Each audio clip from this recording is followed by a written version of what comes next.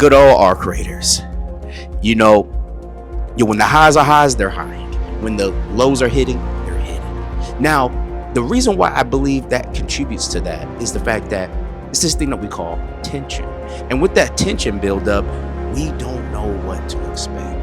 But one thing that we cannot stand is ratting. Ratting behavior. And if you don't know what ratting is, it's just generally speaking a person who behaves in such a way that is unethical when it comes to looter shooters. Meaning like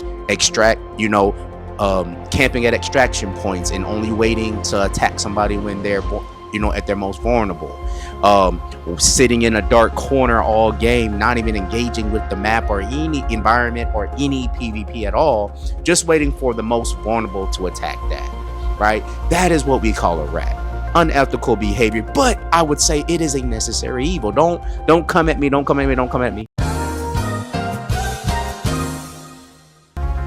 And the reason why I believe it's a necessary evil is because of the fact that it builds tension.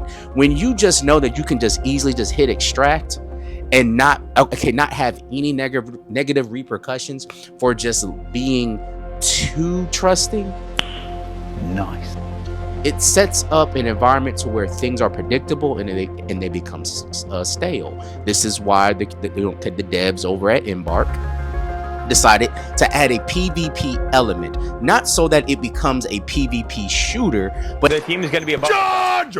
Wait, team above. No, come up. Oh, you go back! See these guys? Only just adds a little bit more tension to the gaming experience, right? So now, the reason why I believe it's a necessary evil is because if there wasn't no rat behavior, you wouldn't be more tactical in your movement. You wouldn't even be better at PvP, because a lot of us PvE guys, like myself, typically just enjoy fighting Ark and eluding, gooping, and then getting up out of there. But because I know there's a PvP element, it forces me to approach every map differently, not just because of the environment and the art, but also because I know there's players out there who take advantage of the vulnerable.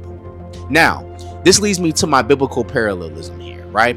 Why am I bringing this up? It's because we as Christians sometimes enjoy just the easy road, enjoy just getting out, getting in, and just predictability. We do not like uncomfortableness and trials and tribulations. And this brings me to the scripture in James chapter 1, and it reads, "Consider it great joy, my brothers and sisters, whenever you experience various trials, because you know that the testing of your faith produces endurance. And let endurance have its full effect, so that you may be mature and complete, lacking nothing." So this is very important here as believers, because sometimes, because we live in a sinful world and we are sinful, we tend to want comfortability and no growth, because a lot of times pain incentivizes growth. And then also, you cannot have growth without pain. Through pain and trials, just know this is a time where God is going to sanctify us. God is going to mold us into who he wants us to be, and it's more like him. So the next time that you're going through pain and suffering and you're going through certain things, just know that there's always a reason. God is always using our pain and our suffering for his glory, not just so that he can, oh, look at me, but actually it is producing something in you. And God cares more about your eternity than your comfortability. But hey, I love y'all. Until next time, grace and peace.